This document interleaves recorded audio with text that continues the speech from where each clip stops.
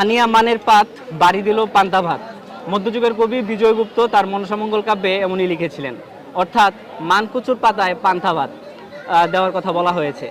বর্তমানে আছি ঢাকা বিশ্ববিদ্যালয়ের বটতলা এলাকায় এবং এখানে বাংলাদেশ গণতান্ত্রিক ছাত্র সংসদের আয়োজনে পান্তা ভাত, ভাজা মাছ এবং আলু ভর্তার আয়োজন করা হয়েছে এবং যে ছাত্রছাত্রীরা আছে তারা এখানে আসছেন এবং পয়লা বৈশাখের নতুন সকালটি তারা পান্তা ভাত দিয়ে শুরু করছে।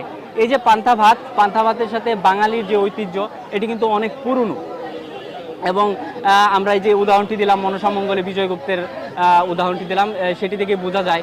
এছাড়াও মুঘল আমলে দেখা যেত যে সামাজিক সাংস্কৃতিক অনুষ্ঠানের যে কর্তা ব্যক্তিরা থাকতো তারা বিভিন্ন ধরনের অনুষ্ঠানের আয়োজন করত এবং সেখানে পান্তা ভাতের আয়োজন করা হতো দর্শক শ্রোতা যারা থাকতো তাদের জন্য।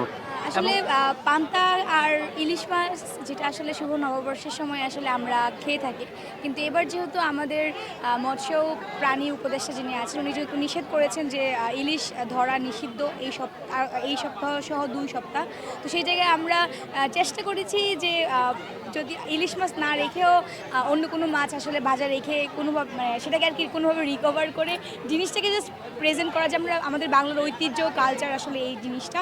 তো সেই জায়গায় আমরা মাছ ভাজা, আলু ভর্তা, তারপর আরও কিছু আইটেম রেখে আমরা সবার জন্য আয়োজন করেছি। বাংলাদেশ গণতান্ত্রিক ছাত্র সংসদের পক্ষ থেকে বটতলায় অনেকগুলো স্টল দেওয়া হয়েছে, বিভিন্ন ধরনের স্টল, এবং এই পান্তা ভাতের আয়োজন করা হয়েছে, যেটা এখন আপনি দেখতে পারবেন যে স্টলের মধ্যে মানুষ ভিড় করছে, খাওয়ার জন্য ওপেনই রাখা হয়েছে।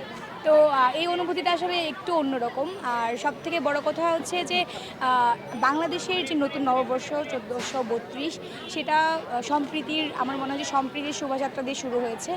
যেরকম আমরা মঙ্গল শোভাযাত্রার নামটা চেঞ্জ করে আমরা বর্ষবরণ আনন্দ শোভাযাত্রা করেছি, সেটার পিছনে আমার মনে হয় যে সম্প্রীতি, অসাম্প্রদায়িকতা সেটা আসলে খুব ভালোভাবে ফুটে উঠেছে। এটা পান্তা ভাতটা খাওয়ার জন্য অ্যাকচুয়ালি বৈশাখের অ্যাকচুয়াল ফিলটা আসছে।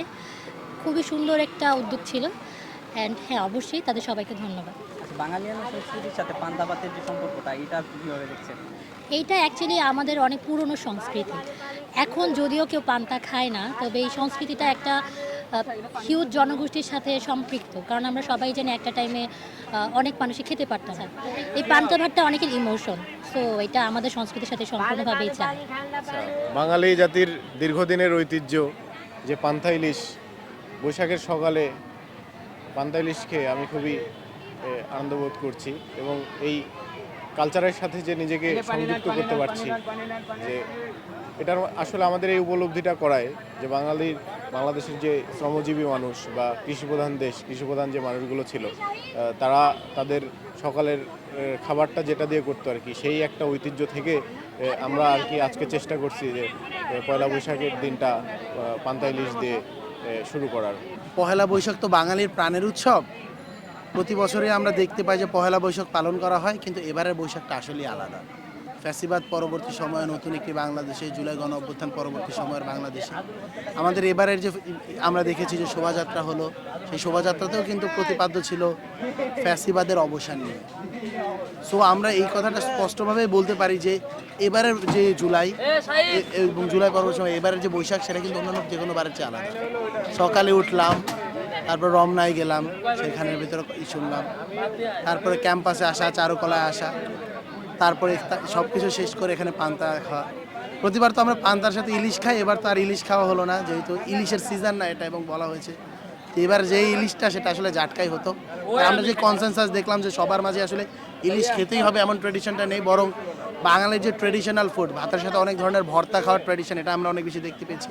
মাছের ক্ষেত্রে রুই মাছ বা অন্য কোনো মাছের প্রচলনগুলো দেখতে পেয়েছি, দেশীয় মাছের প্রচলন দেখতে পেয়েছি। তো আমরা মনে করি যে এই যে একটা পরিবর্তন এবং প্রত্যেকের মাঝে যে একটা উৎসবের আমেজ, প্রতিবারে আমরা দেখতাম যে সব কিছুর মাঝেই যেন হলো কি আওয়ামী লীগ, শেখ হাসিনাকে তৈলমর্দনের একটা উৎসবের মাঝে এই ধরনের একটা চর্চা ছিল। এবার সেটা নেই, অনেক বেশি উৎসব কিন্তু হচ্ছে, প্রত্যেকটা জায়গায় জায়গায় প্রত্যেকটা গ্রুপ নিজের মতো করে এক একটা উৎসব পালন করছে, কারণ এবার অনেকটা ফ্রিডম অফ স্পিচের জায়গা আছে, সবাই নিজের মতো করে কথা বলতে পারছে।